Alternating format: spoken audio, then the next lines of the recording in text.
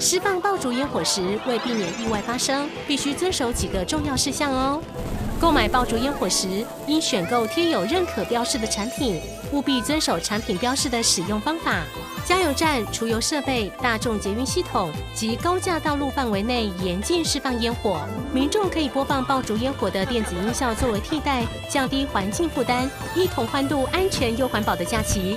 烟火安全要注意，爆竹音效迎节庆。